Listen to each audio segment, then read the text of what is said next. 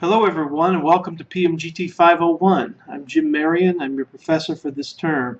I wanted to kick off this course with some housekeeping information and also give you some particular direction with respect to Module 1 as we get started. First of all, Module 1 is about project management in general. What it is, it's a little bit about its history, where it's come from, why it's being implemented at such a larger scale today in industry. That's the essence of Chapter 1. What's not located in the reading this week is direction to read Chapter 2. I would like to ask you to scan Chapter 2, but read and maybe really focus on Chapter 2, page 37 and 38, using financial criteria to select projects. So in Chapter 1, you're introduced to project management, but in Chapter 2, before you even begin to manage a project, you have to think about what projects your company should be working on. How do you choose something when you have a lot of different project options to work from, and how do you apply the criteria based on your company's strategy in order to select a project? There's quantitative and qualitative means for project selection. Since this course is fundamentally quantitative, we're going to focus on one method of quantitative project selection, and that's the NPV, and that's Chapter 2, pages 37 and 38. There will be one problem assigned for you in this WBS1 to work in NPV.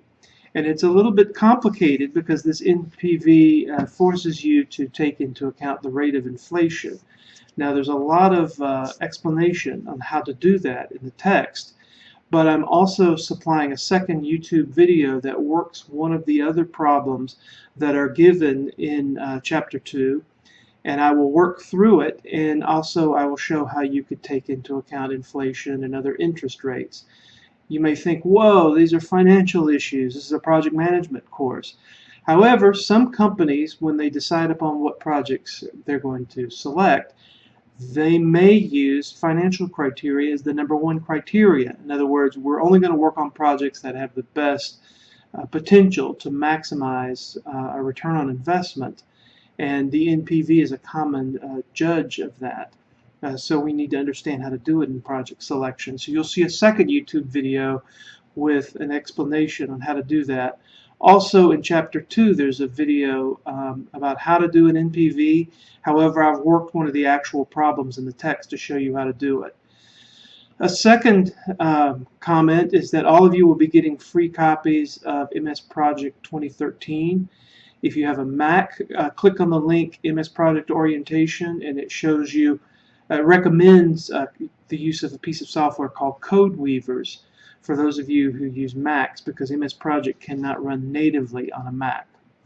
But look for an email from Dr. Kevin Evers, who's going to set you up with a DreamSpark account so you can download a free copy of MS Project 2013.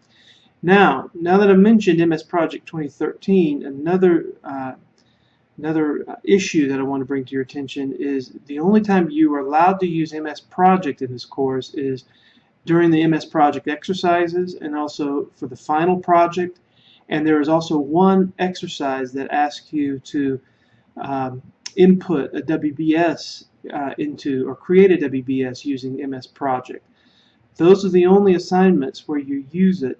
The rest of the time you will be working network diagrams by hand, and the reason that we're doing it by hand is because MS Project takes care of so many of these things automatically. You couldn't actually work some of these exercises properly if you used MS Project. Furthermore, before you really use MS Project, like at your place of work or managing projects, I think it's critical that you understand the principles behind it. What is it that MS Project is doing when it's providing this level of analysis? So this is why I require all exercises to be done by hand, except the final project you can use MS Project. The MS Project training assignments, naturally you have to use MS Project, and there's one other assignment that asks you to use it. Other than that, you should not be solving network diagrams or some of these quantitative problems using MS Project. Don't panic yet. When we get to those problems, we'll explain how to do it, and also you have videos from the course author that will walk you through how to do it. So once again, my name is Jim Marion. I'll be working with you this term in this course. I look forward to working with you in class. Look for announcements. Do watch the videos. They give you background for each module, and I'll be doing a weekly video briefing. I'll want to see you in the discussion forums, and also look for an announcement shortly where I create project teams for the final project, and we will talk more about that when we get to it. But there is a final project requirement, and it will require me to put you in teams, which I will do sometime during the first week of class. All right, well, let's get started. See you in the discussion threads.